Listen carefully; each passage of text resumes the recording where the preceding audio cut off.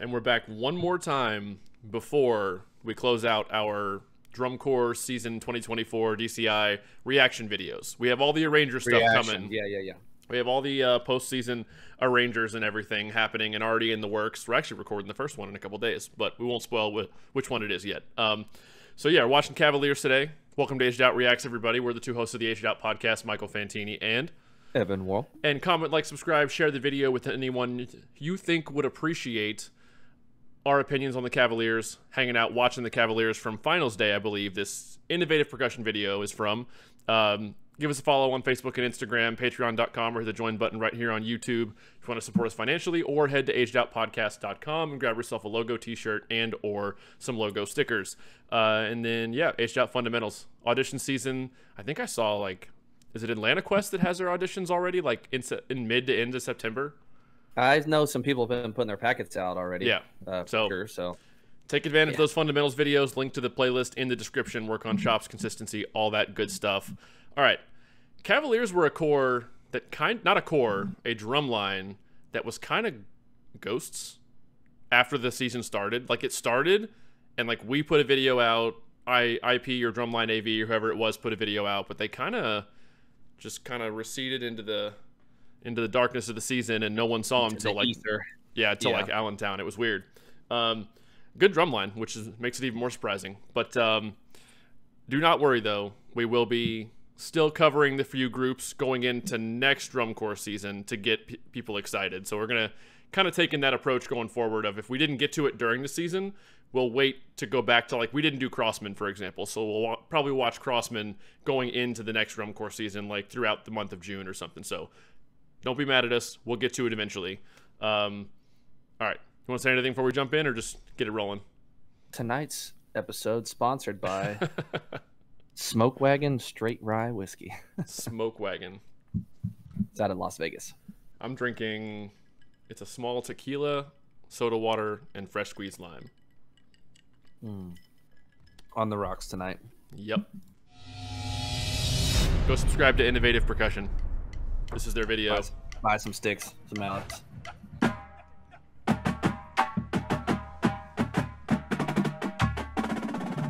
Sounds like last year's book. Yeah. Yeah, good slam phrase into the rolls.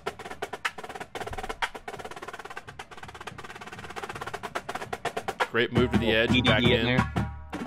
I'm going to back up because there was, I think, a Mac roll they played. This is like that opening drum feature moment, isn't it? I don't remember. I think it is. There's a Mac roll here that was filthy good.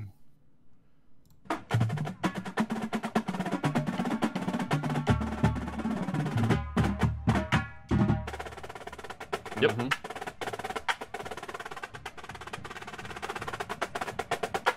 PDD in the middle of those rolls.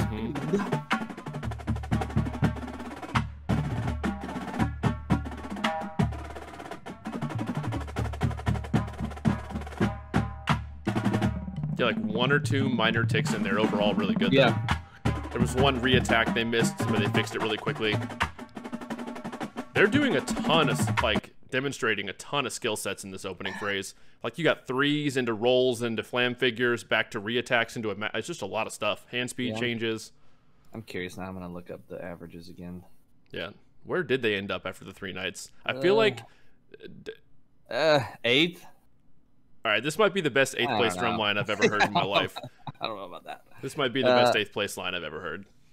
I mean, we saw him semifinals night too, and I know I said on the postseason podcast that when we got to this lot, it definitely felt like a step up. Oh, definitely. Who beat him? I think Trooper 7th? Trooper 7th, which I would say they were probably maybe a little bit more consistent than Troopers. I probably agree with that. Because we also heard the Cavies Pit was pretty good this year too, through the grapevine. Yeah, of course. So, you know, we're watching them a lot, but that's we're what we not do. On the field. All right. That's what we do.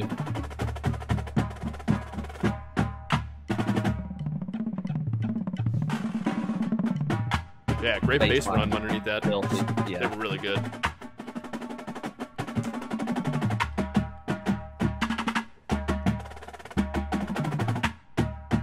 Just nice isolated Shirley Murphy right there. kind of like 7 or 5.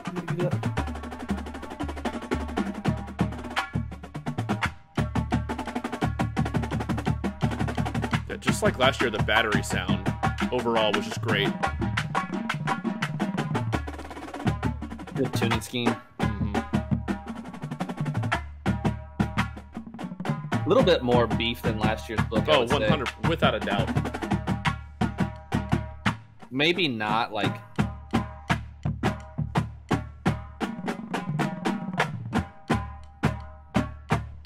The end of this phrase went on forever. Yeah, it went on for a while. Oh my gosh, that was the longest maybe end not of a like phrase ever. Maybe not in some of like the isolated solo moment or feature mind. moments, but on the aggregate, definitely more beef to it. You read my mind. I was going to say the same thing. Like the features last year, or like the really upfront in the judge's face moments, I think were harder than this year's, but the other stuff around it in the book this year definitely feels denser and just like they're just doing more. Playing more, yeah. More notes. But that was the longest end of a phrase I've ever heard.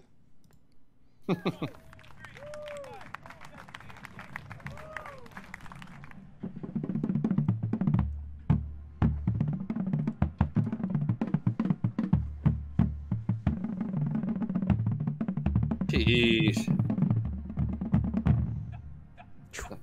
Hold on, go back real quick because I read a tidbit on that base feature. Sure. So they start out with the bucket as big, like, which is, somebody said, oh, that's pretty bold way to start a base feature even. But then I think it was Joey responded, who was one of the bass techs, Joey Martinez. He said, yeah, actually too, it's in a 5-let rhythm too. So it's the 3-note big, but it's over top of a 5-let rhythm. I was like, all right, sweet. That's a math problem. Yeah. That's one of those things that your average listener and probably most judges aren't even going to pick up on the fly. But it's, you like see it on the page and you're like, all right, that's pretty sweet. So if you listen to it knowing that, it does get, you kind of get the 5-let feel. You can feel it. Yeah. Yeah. So here we go.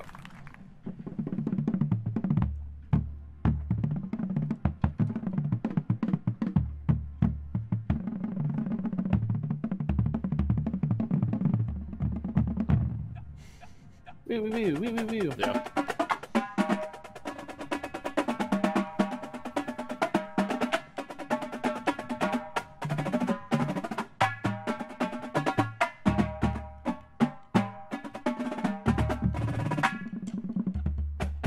Oof. I liked how the bass fed into the snares coming back in there.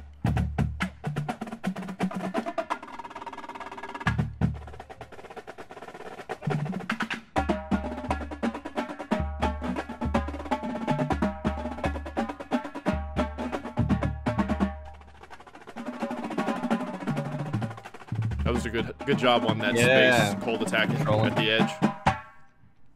Yeah. I think too, like, you know, listening to them in person, it was just slightly less consistent. Yeah, than, that's well, all I won't it say was. Slightly, but it was. I mean, it was less consistent than the year before. If we're comparing year to year, I mean, obviously you go from winning a Fred Sanford to not probably placing where they hoped they would. I think that they ran into a little bit too of kind of midway through the season. They were getting put in a position, and then they were fighting an uphill battle trying to like bring themselves up the charts, so to speak. I mean, I don't want to talk about slotting, but I'm not saying that they were, but I do think that they were, instead of like mid-season last year, it was like, oh man, we're up here and it's ours to lose. It was like, all right, we got to kind of like claw ourselves out of the basement a little bit. Yep, definitely.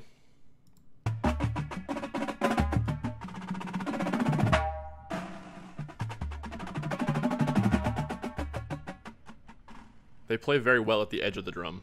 Not to stir the old rumor mill either, but I have heard some rumors that the overall core are, of course, they're just thinking, you know, there's a lot of rumors flying right now. We've heard some crazy ones, but would be pretty exciting. I've heard rumors that, like, I've talked to people like, hey, I heard this, and they're like, yeah, that's definitely not happening. I'm like, okay. Thank you for clearing that up. Yeah. So, I will say too, just back to them for a second here. When it is good, it sounds very similar to last year. It's just not as often, like you were saying. Yep. Labor Day weekend, though. We'll see if all these rumors are true. We'll start a betting pool. Good add-in.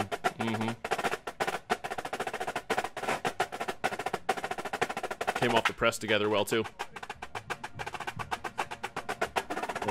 Still a rondo.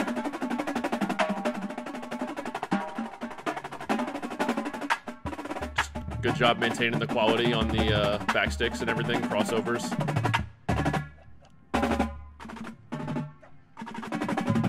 Handle the space. Almost do the choreography, pass. yeah. Yep. Do that little hop in the 5th position. I've got to give the Quaz credit there. When they added in towards the beginning of that phrase, very good.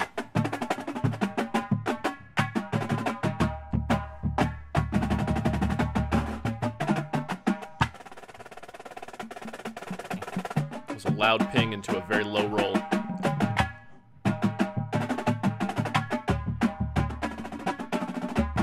Yeah. Nice little field change. Yeah. Kind of abrupt end. Uh-huh.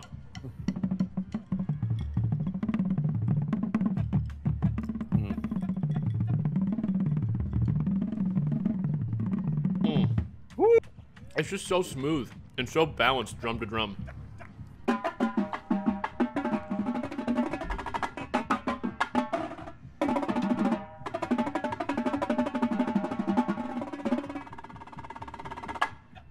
I feel like their quads last year never played anything with that much motion. Probably not, thinking about it.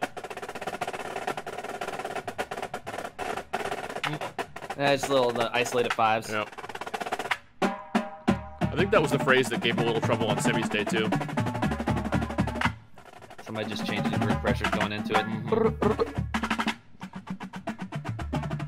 Little 5-lit. McNut. Or Nutchida, sorry, that's what it's called. Innovative percussion. Go subscribe. Innovative percussion. Yeah, I mean, if some of the rumors that I've heard about, like, what the ensemble's doing, like, the whole core, like, across the board, if those come to fruition, then, like...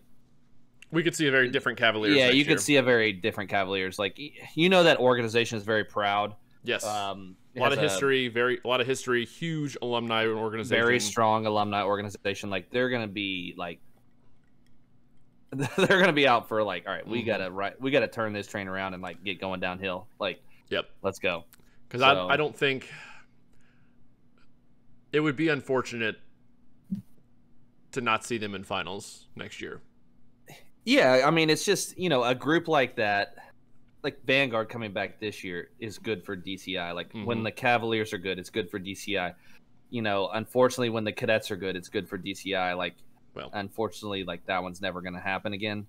But, you know, when some of those long-standing groups that have been around for years and years, and, you know, Blue Stars, I think they were like one of the charter members or something early on. Troopers have been around for a long time. Madison Scouts being in finals. I mean, stuff like that's just good for DCI. It's competitive. It brings a lot of parity to the activity. So, yeah, not to rant, but yeah, no, you're right. It's a good thing. Nothing but a positive thing. And I think they'll, like you said, if the rumors are true, they'll be in finals again next year with the changes being made around the core. But obviously, everybody will announce all that stuff, and we'll see who was right and what rumors were wrong or right and all that stuff when that happens. But no, I heard 2 separate rumors today about Crown. They're like, I heard so-and-so's going to Crown, and I heard so-and-so's going to Crown. I was like, nobody knows except people in the organization. Nobody has any clue. Well, I won't say any clue, but all right. Well, we don't. No one knows for sure. But yeah, back to the Cavs drumline here for a second. Like, has to be one of the best 8th place drumlines I've ever heard. Yeah. Like the sound, the stuff they're playing, the approach to the drum. Like, it's just is what it is.